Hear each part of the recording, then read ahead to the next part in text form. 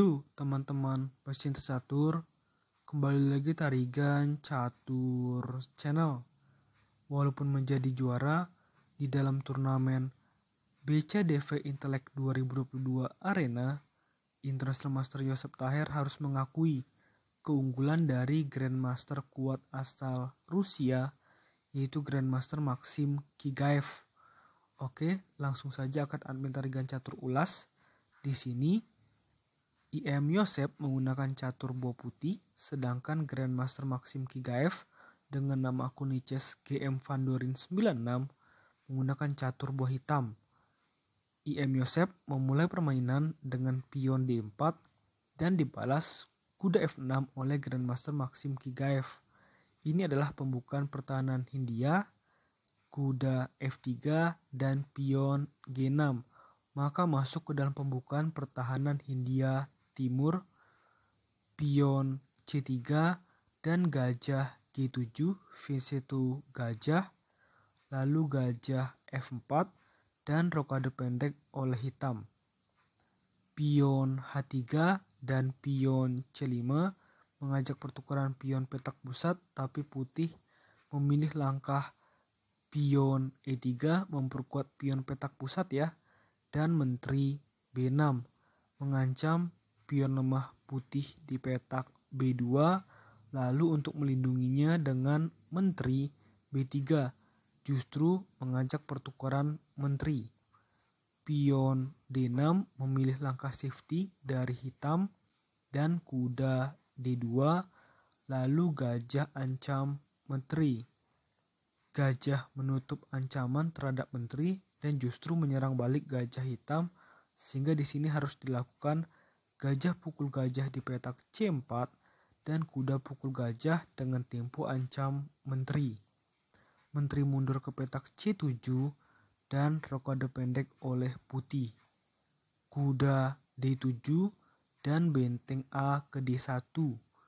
Pion A6 dan kuda D2, pion B5 dan benteng E1. Benteng C8 dan gajah H2, lalu kuda ke petak B6 dan menteri mundur ke petak C2 yang menjadi langkah kesalahan dari IM Yosep. Kenapa ini adalah kesalahan? Karena begini, misalkan kalau nanti terjadi adu pertukaran pion, maka pion putih yang ada di petak C3 tidak akan bisa bergerak, karena kalau bergerak maka menteri putih akan hilang. Tetapi kalau nantinya misalkan benteng putih yang ada di petak D1 ingin ditempatkan untuk mengawal menteri putih ya di lajur C misalkan, maka itu adalah sebenarnya langkah yang bagus, tapi itu adalah langkah buang-buang tempo dan membuat putih nantinya terus kalah tempo dari Grandmaster Maxim Kigaev, kira-kira seperti itu ya. Maka dari itu, menurut analisa komputer ini merupakan langkah kesalahan.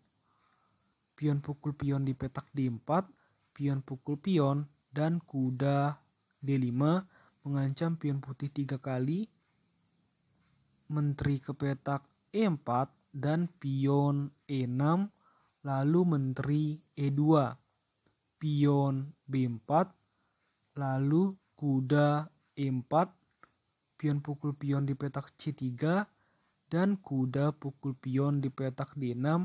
Di sini hitam patut waspada karena gajah putih mengancam menteri hitam secara tidak langsung di posisi seperti ini.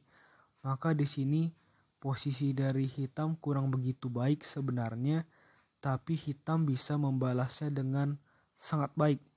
Dengan benteng ke petak D8 mengancam kuda putih 2 kali, lalu kuda mundur ke petak E4, ada ancaman gajah putih terhadap menteri hitam sehingga menteri hitam pindah ke petak C6, situasi menjadi normal kembali bagi hitam, dan benteng ke petak C1, lalu menteri B5 mengajak adu menteri, pion B pukul C3, menteri pukul menteri di petak E2, dan benteng pukul menteri di E2, kuda C4 dan kuda E5 mengajak adu kuda, benteng C8, kuda pukul kuda di petak C4, dan benteng pukul kuda di petak C4. Dan di sini benteng hitam dan kuda hitam sudah mulai menyerang pion ini. Dan kalau di sini putih tidak hati-hati, maka langkah lanjutan gajah pukul pion di petak D4 nantinya akan sangat mungkin dilakukan. Respon putih di posisi seperti ini adalah dengan gajah ke petak E5 yang juga merupakan langkah kesalahan lagi. Gajah pukul gajah di petak E5 dan pion pukul gajah di petak E5, lalu kuda ancam benteng. Benteng E3 dan benteng D3, benteng pukul benteng, kuda pukul benteng, ancam benteng lagi, dan benteng ke petak D1 mengancam balik kuda hitam. Benteng pukul kuda di petak E4 dan benteng pukul kuda di petak D3. Sejauh ini antara putih dan hitam masih dapat dikatakan imbang karena memiliki atau sama-sama memiliki 5 pion dan 1 benteng. Di sini putih sebenarnya punya 6 pion, tetapi sebenarnya pion yang ada di petak E5 ini sudah hampir hilang. Maka nanti akan terjadi 5 versus 5 ya. Benteng pukul pion di petak E5 dan pion A4. Benteng ancam pion dan benteng D4. Benteng skak di petak E1, raja H2 dan pion A5. Benteng C4, benteng E5, benteng skak di C8 dan raja G7, lalu pion C4, pion G5, pion F3, pion H5, dan pion C5. Di sini terlalu terburu-buru ya putih untuk memajukan pionnya, padahal nanti akan kesulitan untuk promosi. Pion H4, pion C6, benteng C5, pion C7, raja F6, dan disinilah langkah blunder dari putih yang membuat hitam nanti unggul segala-galanya. Langkah itu adalah dengan pion ke petak G4, maka karena langkah ini IM Yosep langsung kalah posisi plus 4,9 yang sangat besar di babak ending. Bahkan kalau ini pertandingan bukan master lawan master saja, IM Yosep masih mungkin kalah jika posisinya seperti ini. Karena ini tinggal mengelola kemenangan posisi saja ya. Tapi di sini IM Yosep masih terus melanjutkan permainan.